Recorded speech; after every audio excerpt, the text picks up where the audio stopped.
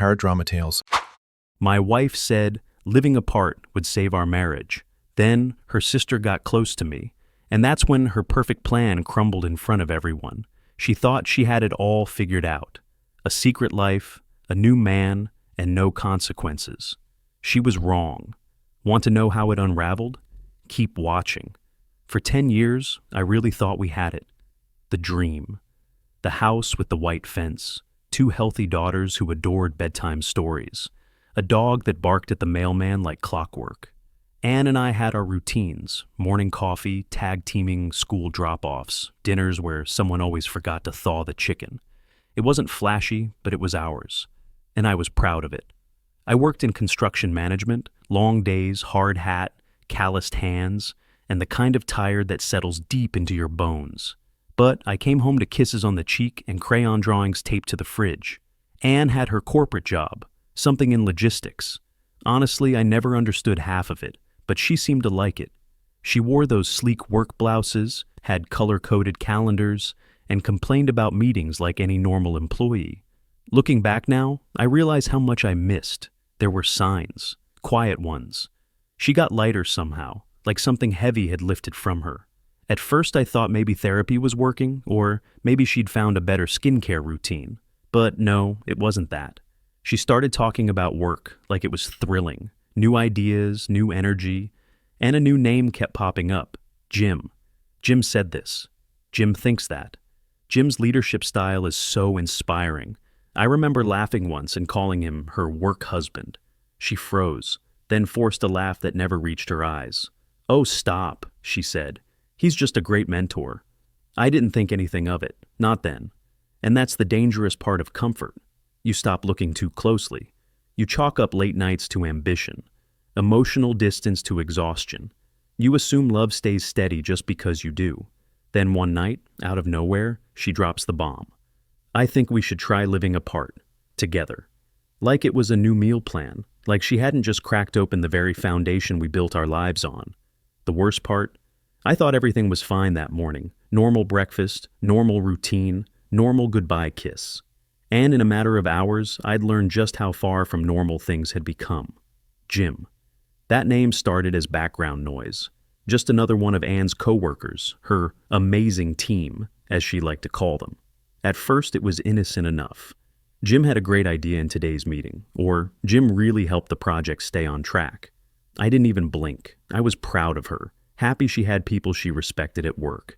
But then Jim started to creep into our life in ways that didn't feel so professional. One evening, we were talking about parenting styles, and I mentioned how kids need structure. Anne raised her eyebrow and said, "You should hear Jim's philosophy on that. He has this whole take on gentle leadership. It's really inspiring.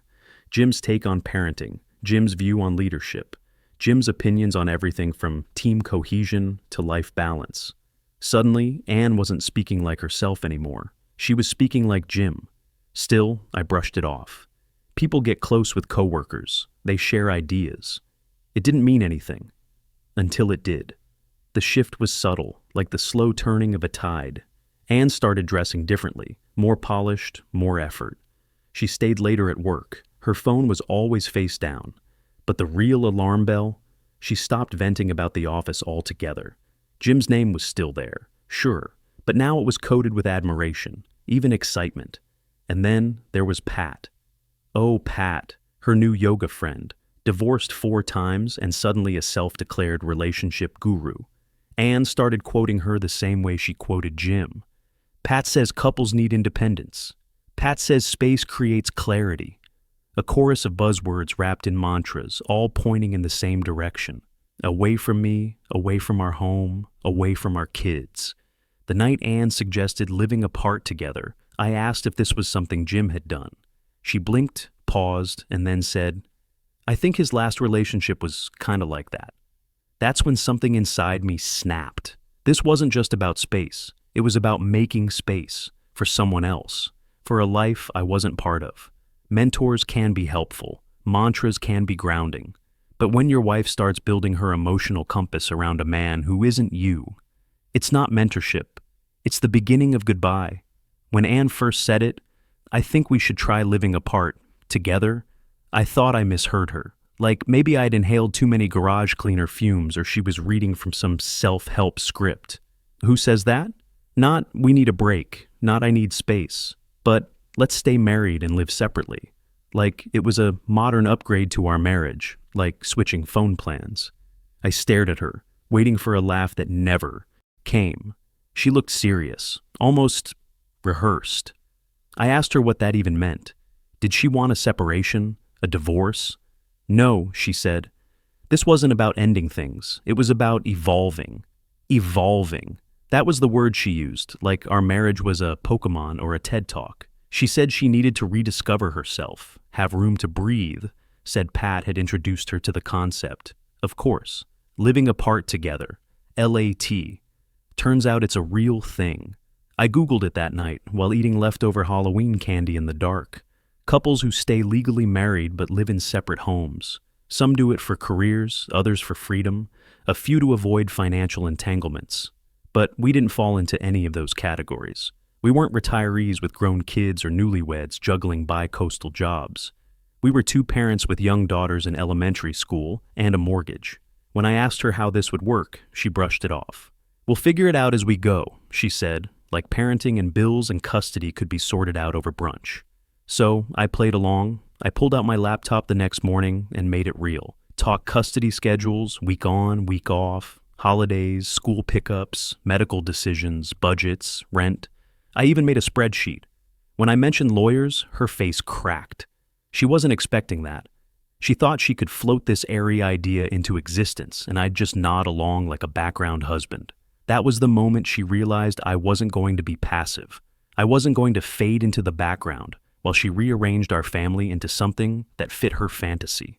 Living apart, together, number, what she was really asking for was to live apart while I stayed behind to hold the pieces.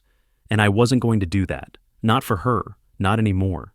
They say knowledge is power, but in a crumbling marriage, nothing hits harder than a well-organized spreadsheet at 3 a.m.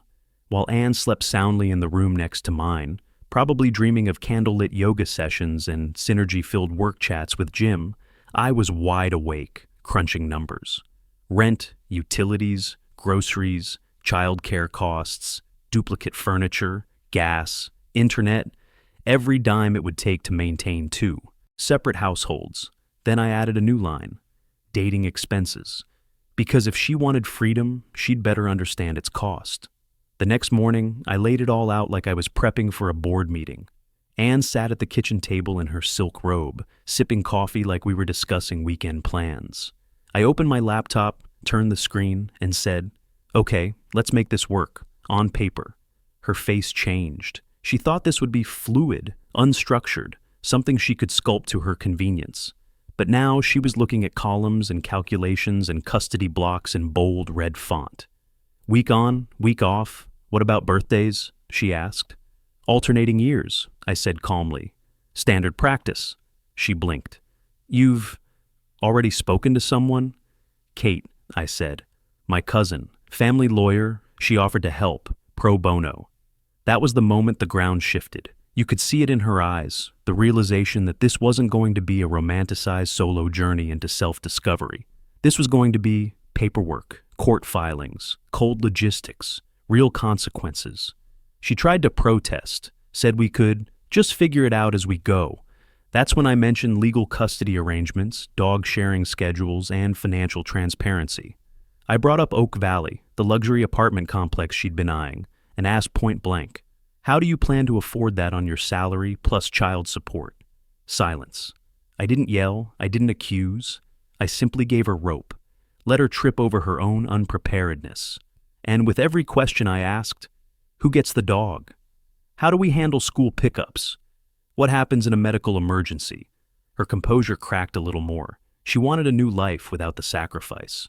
I reminded her that sacrifice was my full-time job for the last 10 years.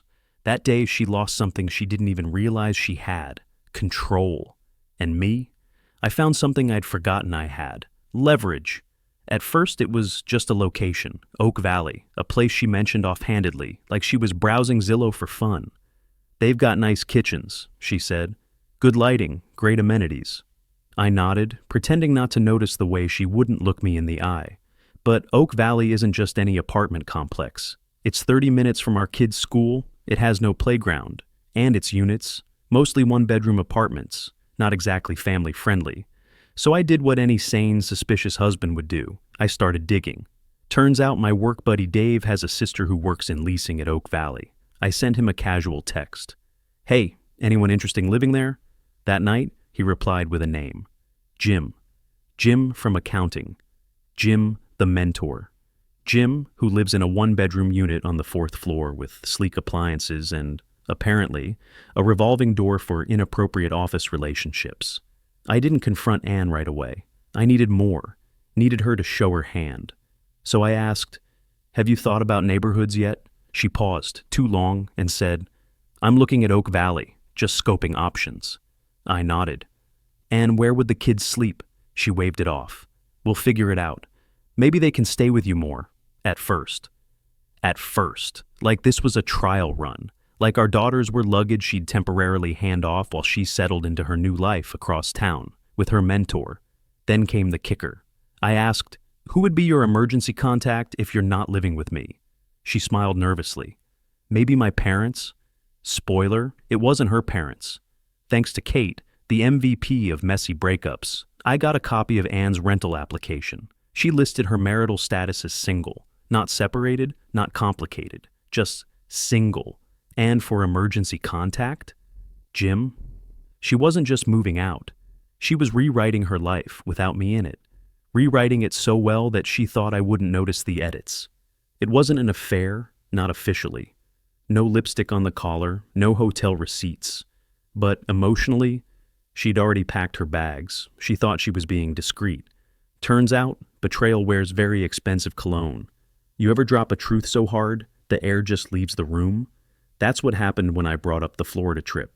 We were sitting at the kitchen table, her, with that polished calm like she was leading a team meeting, and me, quietly sipping coffee while pretending to go along with her plan. She was talking about healthy separation and rediscovering independence, like this was some cute lifestyle change from a magazine quiz. So I said, real casual, "Oh, by the way, I need your input. Should I cancel the Florida trip or just change the name on your ticket?" Her mug stopped mid-air. "What Florida trip?" "The one I booked for our anniversary. Beachfront, 7 days, hotels already paid. I even asked your parents to watch the girls, remember?" She blinked, once, twice, and then that mask of confidence cracked. "You planned that for us?" "I did, before you decided we needed to live apart." She stared at me like the ground had shifted, because in her mind, I'd just been some passive husband, someone who'd nod along while she found herself. What she didn't expect was for me to have already been planning a surprise for us, something romantic, thoughtful, the kind of thing she always claimed I forgot to do. Then I twisted the knife. "I had your ticket changed to be transferable," I added. "You can take someone else. Maybe Jim would enjoy a beach vacation." Boom, that was the moment she realized I wasn't stupid, that I'd been paying attention, and I wasn't going to sit quietly while she rewrote our story with her boss in the co-starring role. She stammered, tried to say Jim was just a co-worker, that Oak Valley was a coincidence. But when I asked, "Then why is he your emergency contact?" she had no answer. That night, I packed a bag and left. Not for revenge, not to prove a point. I left because I needed air, and because Liz, Anne's sister, had a guest room. Liz, who had always seen me, always respected me, always said, "If my sister hadn't met you first," I wasn't running to anyone. But sometimes, when the whole world feels like it's crumbling around you, it's the unexpected ones standing quietly in the wings who remind you what home is supposed to feel like. Some conversations happen at kitchen tables with coffee and cookies. But this one, it cracked the foundation of an entire family. Anne didn't want the meeting. She claimed she was too emotionally raw, said she needed more time. But I made it clear, either she came willingly or Kate, my lawyer cousin, would proceed without her input. She came. We held it at her parents' house. Neutral territory. Familiar walls. Her mom even baked cookies, like this was just another Sunday get-together. But the manila folders Kate brought, those weren't for dessert. We sat around the table, me, Anne, her parents, Kate, while Anne shifted in her seat, avoiding everyone's eyes. Kate didn't waste time. She laid out the documents like pieces on a chessboard.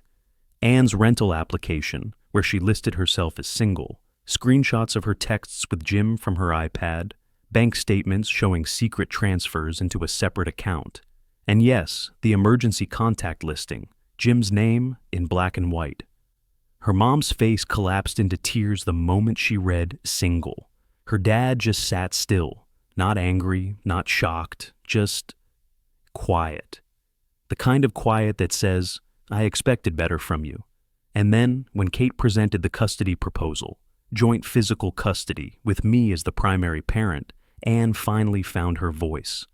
I want joint custody, she whispered, trying to sound composed.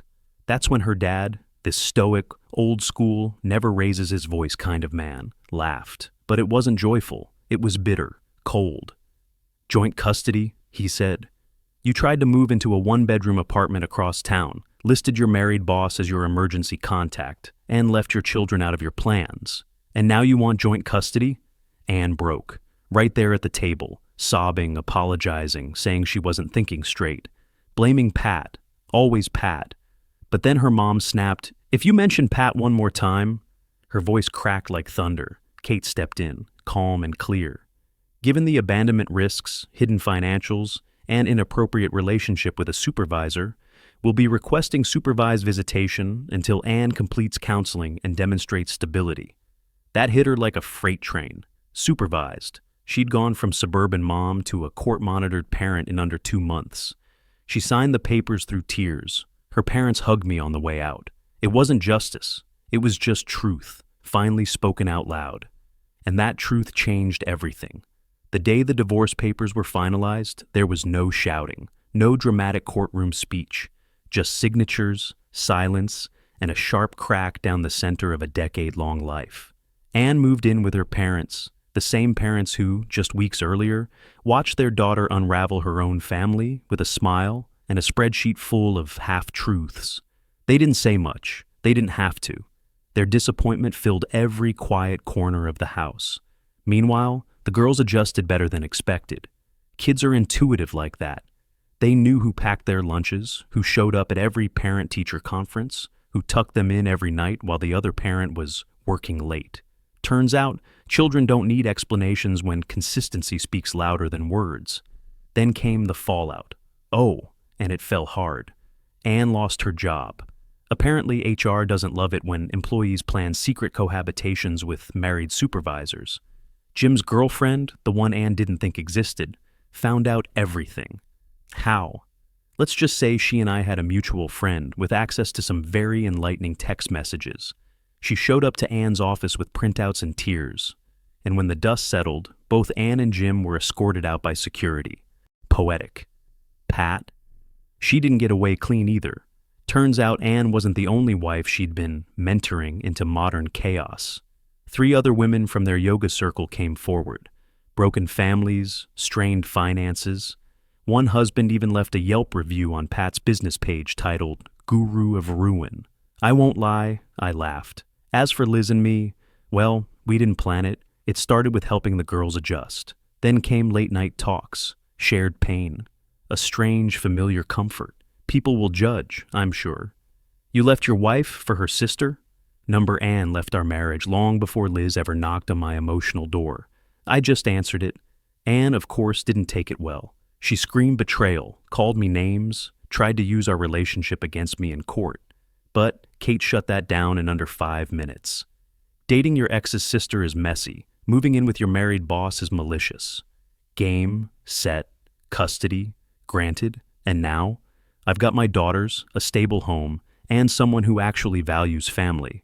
Anne still leaves teary voicemails sometimes, saying she's changed. But I don't listen anymore, because once the fantasy fades, you're left standing in the ashes of your own choices. Healing doesn't come wrapped in rose petals or tied up in a perfect ending. Sometimes it shows up as a quiet morning, with your kids eating cereal while you sip coffee in peace. Sometimes it's not about grand gestures, but small, steady steps back to yourself. I didn't set out to fall for Liz. It wasn't some soap opera twist. It was 2 broken people choosing to show up. For themselves, for the kids, and eventually for each other. There's no guilt in love that's earned through kindness, through presence, through real effort. Anne's story became a cautionary tale in our circle. But I don't feel victorious. I feel wiser, sadder, maybe, but grounded. Because I know now that trust isn't something you stretch thin hoping it holds. It's something you reinforce day by day, brick by brick. So, if you're watching this, wondering if it's too late to rebuild, maybe it is.